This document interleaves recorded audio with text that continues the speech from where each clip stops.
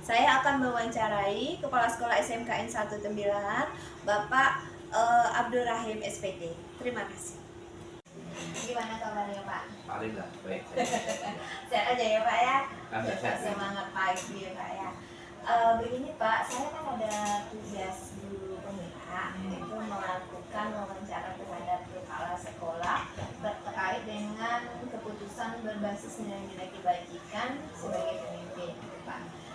Jadi selama Bapak menjadi kepala sekolah itu mungkin Bapak ada menghadapi berbagai kasus ya Pak ya, baik kasus siswa, kasus guru maupun kasus masyarakat gitu ya Pak ya.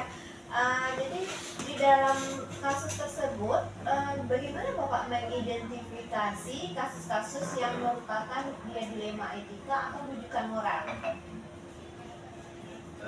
Sebenarnya Bu Yudi dalam mengambil keputusan yang dihadapkan oleh dua persoalan yang sama-sama baik mungkin ya, sama-sama benar kan, memang ini agak sulit memang. Artinya kita mengambil keputusan ini perlu pertimbangan yang matang. Kalau seandainya yang dua pilihan ini, satu yang baik, satu yang buruk, kita tentu lebih mudah memilih. Pada saat dihadapkan oleh hal yang sama, sini kita perlu satu keyakinan, satu keyakinan yang mana yang harus kita pilih. Memang kata kuncinya kalau saya katakan ini satu keyakinan.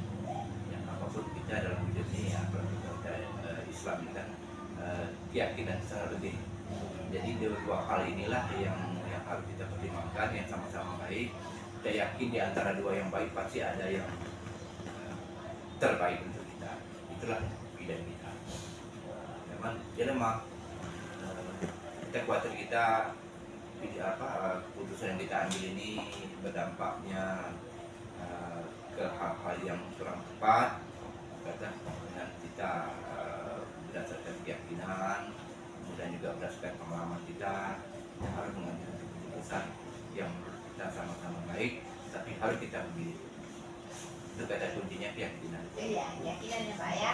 Oke Pak, untuk kasus misalnya nih Bapak ada nih dua kepentingan yang sama-sama benar gitu ya Pak ya, terus sama-sama mengandung nilai kebajikan gitu. Bagaimana Bapak dalam menjalankan pengambilan keputusan di sekolah itu? Saya pikir hampir sama dengan pertanyaan pertama tadi. Iya. Kalau pertama itu dilema etika dan rujukan moral. Kalau yang ini untuk mengambil keputusan ini, tentu kita juga harus berdasarkan data lah ya, berdasarkan data, kemudian berdasarkan fakta, kemudian juga kita ingin mengambil keputusan ini dari masukan daripada teman-teman kita. Ini penting saya. Hari ini memang dalam mengambil sebuah keputusan perencanaan sebuah sekolah ini, hari ini kan sudah harus berdasarkan perencanaan berbasis data. Itu intinya. Jadi apapun perencanaan yang ada di sekolah ini, mungkin menurut kita ini bagus, tapi bagaimana data yang menunjukkan, katakanlah satu contoh saja, rupanya di sebuah sekolah ini, katakanlah di SMK ini, itu literasinya mungkin masih rendah. Padahal menurut kita sudah cukup bagus, tapi kan data menunjukkan begini, data menunjukkan bahwa literasi kita mungkin masih perlu kita tingkatkan. Maka kita harus mau melakukan perubahan lagi, peningkatan lagi di bidang literasi. Ini apa yang mengatakan bukan berdasarkan rasa, tetapi berdasarkan fakta. Ini saya pikir data kita memang itu memang harus berdasarkan data, kemudian fakta. Disinilah kita akan ada kuncinya ini yang kedua. Kita harus berdasarkan data dan fakta yang jadi kita melihat kepentingannya itu benar atau sama-sama benar, mana yang menurut datanya yang lebih valid gitu ya Pak ya. Oke Pak, jadi terus langkah-langkah atau prosedur yang seperti apa yang bisa Bapak lakukan terhadap menjalankan pengambilan keputusan tadi? Kembali pada data dan fakta tadi, ini yang akan kita analisa lagi, yang harus kita identifikasi harus kita identifikasi data-data ini, kita identifikasi jika kesimpulannya kita ambil. Memang beratnya ini adalah kita bagaimana kita menggunakan data. Jadi kalau katakan kita menghimpun dari data dari tim kita, tidak perlu kita mengambil data dari satu orang saja, satu pihak saja. Kita kumpulan dari masukan dari sehingga harapan kita data yang masuk dari bagian pihak-pihak tadi, baik data maupun informasi dari teman-teman kita akan kita identifikasi. Kemudian mudah-mudahan masukan-masukan dari teman-teman ini itu nanti juga bermanfaat bagi banyak orang, sehingga akhirnya nanti keputusan kita yang kita harapkan itu banyak yang pro-nya. Apabila kita tidak menghimpun dari informasi dari teman-teman, dari data-data yang akurat, kadang timbul keputusan ini ada pro dan kontra. Kenapa ada pro dan kontra? Barangkali kita tidak begitu ini melihat informasi, kita mengambil informasi dari pihak tertentu saja, kita mengabaikan informasi dari teman yang lain. Nah, sehingga ada yang pro dan kontra. Nah, walaupun bagaimana, setelah kita kumpulkan data, informasi yang lengkap itu, pastilah sebuah keputusan itu ada yang pro dan kontra. Tapi kita akan mengurangi pro dan kontra tadi, mengurangi yang kontra ya. Tapi dengan cara kita menghimpun data informasi dari banyak kalangan. Ya, jadi dari data yang dihimpun tadi, Pak, Bapak menganggap apa saja yang efektif dalam pengambilan keputusan tadi untuk dilema etika, Pak? Yang efektif ya itu tadi kita kembali lagi, efektifnya itu berdasarkan itu lagi kembali lagi. Iya, data tadi ya. Ya itu tadi juga. Iya. Kalau memang yang efektifnya manfaatkanlah teman-teman yang ada. Jadi, kalau di sekolah-sekolah tentu ada yang namanya tim ya. Sehingga kita merasa kita tidak sendiri memikirkan sebuah lembaga, kita tidak sendiri memikirkan sekolah, maka kita bawalah teman-teman kita dalam tim ini. Mereka juga pasti mereka juga memikirkan sekolah, mereka juga memikirkan lembaga, tidak hanya kita. Jadi kalau hanya kita sendiri yang berpikir tidak efektif. Yang manfaatkan teman-teman kita yang lain, mereka juga berpikir, kita himpun apa sekali ide mereka. Nah, kita tarik, kita jadikan, kita ambilkan itu. Walaupun akhirnya memang dia modal itu nanti kepala sekolah. Tetapi teman-teman yang lain juga sama-sama memikirkan apa yang mereka harapkan, apa yang mereka pikirkan. Dan juga mereka punya kontribusi yang cukup besar untuk membuat sebuah keputusan. Intinya memang keputusan itu ada di kepala sekolah, tapi kepala sekolah untuk lebih efektifnya jangan berpikir sendiri. Iya. Ajak teman-teman yang lain juga sama-sama berpikir.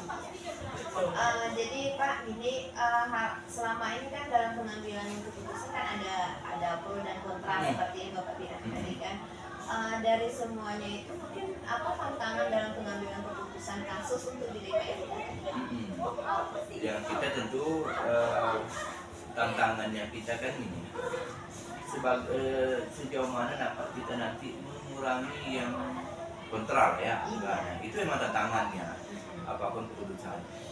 Nah, tantangan ini tentu harus ada pula bagaimana cara kita mengapa mereka ini timbul dilema ya, mengapa mereka mungkin yang mungkin kontra tadi ya. Saya pikir kita harus bagaimana menyampaikan, mereka mungkin tidak tahu ini sebenarnya apa tujuan kita mengambil keputusan ini, mengapa kita memilih ini, mereka mungkin belum tahu kan. Kewajiban kita bagaimana kita mengajak, mensosialisasikan kepada teman-teman kita mungkin belum tahu mengapa tujuan kita mengambil memilih ini, mengapa tujuan kita mengambil keputusan ini, mereka mungkin belum tahu. Tapi setelah mereka tahu mungkin mereka bisa memaklumi.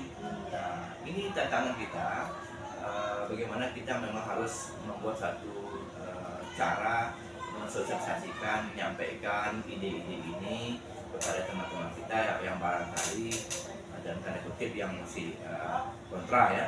Mereka kontra itu beralasan.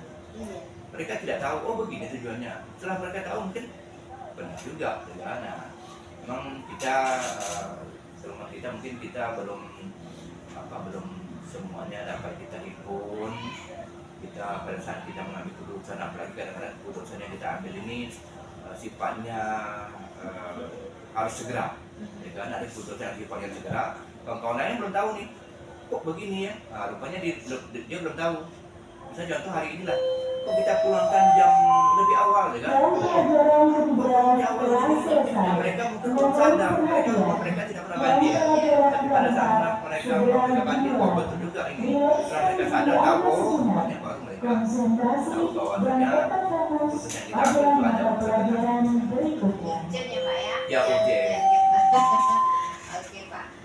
Jadi tantangannya mungkin harus memberikan pemahaman kepada yang pihak-pihak tertentu yang tidak menerima dari keputusan tadi ya Pak ya. Jadi selanjutnya Pak, gini, Bapak punya tata kala atau ke jadwal tertentu untuk menyelesaikan kasus dilema etika? Iya, seharusnya memang punya jadwal. Iya. Seharusnya punya jadwal. Tetapi itu tadi kembali ada yang sifatnya memang tidak kita rencanakan. Ada sifat yang kita rencanakan. Saya dalam mengambil keputusan ini selalu melibatkan tim-tim manajemen. Itu memang ada. Setiap bulan itu kita rapat tim manajemen. Ada sifatnya evaluasi, ada sifatnya ya nanti setelah evaluasi nanti ada lagi ke depan kita apa perencanaan kita ke depan. Itu dia terjadwal setiap bulan kita. Namun ada hal-hal yang lain yang barangkali tidak terjadwal, yang sifatnya insiden, yang sifatnya darurat, ya kan? Memang orang mengatakan seorang pimpinan itu dalam waktu singkat dia harus mengambil keputusan, ya kan? Apalagi kalau seorang pilot itu dalam membawa pesawat itu jika saat darurat itu tidak perlu pikir bagaimana ya, mau dia terbangkan atau tidak, dalam hitungan detik dia harus mampu membuat keputusan. Tepat atau tidak, ya itu lain. Ya, tepat atau tidak ya, keputusan itu apakah dia mendarat darurat, apakah pesawat itu dijatuhkan sebagainya, itu contoh saja ya. Itu adalah sebuah pilihan. Tak mungkin pesawat itu sudah darurat, ada masalah teknis. Mungkin dia nanti berpikir ya tidur dulu lah, besok baru ambil keputusan, tak mungkin, ya kan? Tapi dalam hitungan detik dia harus mengambil. Penyakitnya tambah besar ya. Memang ada yang sifatnya terjadwal, ada juga yang barangkali luar itu yang tidak bisa terjadwal, tapi dia harus dalam singkat. Waktu istirahat telah selesai. Siswa yang masih berada di luar kelas segera masuk ke kelasnya masing-masing. Terlebih lagi, waktu istirahat pertama telah selesai. Silakan kepada seluruh peserta didik untuk masuk ke kelasnya masing-masing. Jangan ada yang berada di luar tadi menunggunya di kelas. Masuk jam keempat. Iya, bisa dikembali. Ada kali memang yang harus segera, tapi kan ada yang tidak. Yang tidak ini tadi itulah kita contoh saja lah, kita dalam hal penanganan kasus siswa. Kasus siswa itu kan ada tahapan-tahapannya, ada SOP-nya, kan? Tidak langsung kasus siswa itu langsung ditangani oleh kepala sekolah. Kan? Ada kasus siswa mungkin kasus-kasus yang ringan, kita tidak, ya kita pada prinsipnya permasalahan itu tidak perlu kita besar-besarkan. Kalau bisa permasalahan yang besar itu kita kecilkan, permasalahan yang kecil kita hilangkan. Jadi tidak perlu kasus yang kecil tidak besar-besarkan. Dan ada hal-hal mungkin yang cukup selesai di wali kelasnya saja, mungkin selesai di gurunya saja, mungkin kalau kasus-kasus yang sifatnya sederhana. Tapi kalau seandainya kasus ini kasus berat, mungkin kita berhak, mungkin kita di tingkat wali kelas yang dulu, jika tidak selesai di wali kelas, mungkin di tingkat guru BK-nya, mungkin tidak selesai di tingkat guru BK-nya, tidak saja, mungkin di tingkat wakil kepala sekolah di siswanya, mungkin tidak selesai baru tingkat kasus-kasus tidak tahap pertama kita pada saat kita menyelesaikan kasus-kasus. Jadi Bapak ini harus diselesaikan dulu sesuai dengan tingkatan kasusnya ya Pak ya, tahapannya gitu. Bisa di dalam Bapak menangani kasus tadi yang ada tahapan-tahapan, mungkin ada seseorang atau faktor yang selama ini mempermudah atau membantu Bapak dalam pengambilan keputusan terhadap kasus dilema etika, bisa Pak? Memang kita perlu memang orang-orang yang bisa mempengaruhi. Karena jika tadi bukan mempengaruhi kita, membuat kita ragu tidak, tapi mempengaruhi kita, menguatkan kita. Contoh saja lah, katakan kita kasus-kasus kasus siswa, ya kan, kasus siswa. Kita ini tidak paham betul dengan aturan hukum, ya kan? Nah, kita perlu ada pendampingan supaya kita mengambil keputusan ini tidak salah, tidak salah. Karena kita kepala sekolah tidak menguasai semua disiplin ini. Ya. Jadi kita perlu memang orang-orang yang memang bisa membantu kita dalam hal mengambil keputusan. Kalau kita ambil sikap ini bagaimana? Oh, ini salah. Oh, ini melanggar aturan ini. Kita kan tidak semua memahami itu. Nah, kita perlu pendampingan dari pihak-pihak yang punya kompeten lah. Ketika mungkin ada penasihatnya, ada konsultannya. Nah, begitu juga pada saat kita mengambil keputusan di bidang keuangan misalnya. Sekolah kan punya anggaran yang besar, ya kita perlu juga dalam membuat aturan-aturan itu apakah ini boleh atau tidak. Ya kita harus konsultasi lagi lah. Ini kita ragu nih, gimana? Ya kita perlu orang-orang yang menguatkan kita. Siapa yang kira-kira yang kompeten itu, misalnya orang-orang katakanlah di rektorat. Ya kita perlu pendampingan. Apabila katanya iya ini aturan dasarnya, ya kita itu yang perlu dan penting orang-orang yang bisa membantu kita untuk menguatkan kita dalam hal mengambil, bukan mempengaruhi, tapi menguatkan kita sehingga kita terpengaruh. Ya itu penting. Oke ya Pak ya. Nanti kita Bapak itu pengambilannya berdasarkan diskusi ya Pak ya dengan orang yang kompeten gitu ya. Ini terakhir nih Pak ya. Dari semua yang telah disampaikan itu, pembelajaran yang dapat Bapak petik dari pengalaman hari ini, pengalaman Bapak mengambil keputusan untuk dilema etika gitu. Memang pengalaman lah yang membesarkan kita. Jadi intinya pengalaman. Jadi kita semakin lama kita semakin lama kita bertugas, tentu banyak keputusan yang telah kita ambil dan kita berdasarkan pengalaman. Ya, biasanya kalau begini cenderungnya begini. Kadang-kadang itu tidak ada teori. Iya. Tetapi semakin lama kita menjadi kepala sekolah, kadang-kadang semakin banyak yang kita jumpai sehingga kita bisa memprediksi. Biasanya kecenderungannya begini. Jadi bagi saya mungkin pengalaman itulah yang banyak membesarkan kita, yang banyak mendasarkan kita sehingga kita tidak ragu-ragu untuk mengambil keputusan. Selain pada juga kita berhati-hati juga mengambil keputusan, juga penting. Apalagi kadang-kadang keputusan ini sifatnya berlaku jangka panjang. Kita khawatir keputusan yang kita ambil hari ini, mungkin benarnya hari ini, mungkin besok tidak benar lagi. Harapan kita apapun keputusan yang kita ambil hari ini, ya besok masih ada unsur benarnya, bulan depan masih ada unsur benarnya, bahkan juga sampai berkelanjutan masih ada unsur benarnya. Tapi itu susah kita, ya kan? Benar hari ini, besok belum tentu benar. Itulah kejadian kita untuk bagaimana kita bisa mengambil satu keputusan yang bisa memberikan dampak politik bagi banyak orang dan juga bisa memberikan dampak dalam jangka panjang. Tapi itu bukan mudah sebenarnya, kan? Pengalaman ya Pak ya. Perlu pengalaman, perlu hati-hati juga kita dalam mengambil sebuah keputusan, apalagi kalau itu melibatkan banyak orang. Yang sampai keputusan yang kebijakan yang kita ambil ini merugikan orang, itu kan itu yang kita hati-hati, ya kan? Kita harus lihat dari kita ngambil keputusan dari beberapa aspek gitu ya Pak ya, dan belajar dari pengalaman gitu. Terima kasih banyak loh Pak atas berbagi ilmunya hari ini, yang saya banyak belajar gitu untuk mengambil keputusan itu seperti apa. Mudah-mudahan Bapak sukses selalu ya Pak ya. Sebenarnya begini kita juga sama-sama belajar ini. Belajar itu tidak ada henti-hentinya kan, sampai kapan kita harus belajar. Jangan juga dianggap saya sudah pengalaman, ini keputusan belum tentu juga benar, tidak benar. Karena keputusan itu pada saat ini betul dia di sini benar, tapi di tempat lain mungkin tidak cocok. Tradisional ya Pak ya. Yang intinya ya kita sama-sama belajar, Saya pikir juga Ibu Yuli juga banyak mungkin pengalaman-pengalaman yang mungkin saya tidak punya itu.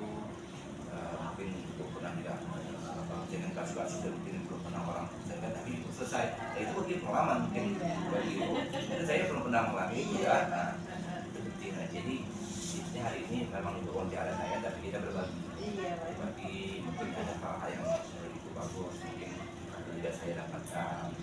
Saya mungkin ada hal-hal yang saya itu baik, mungkin itu kan saya membagi saja sebenarnya. Ya terima kasih banyak ya Pak ya.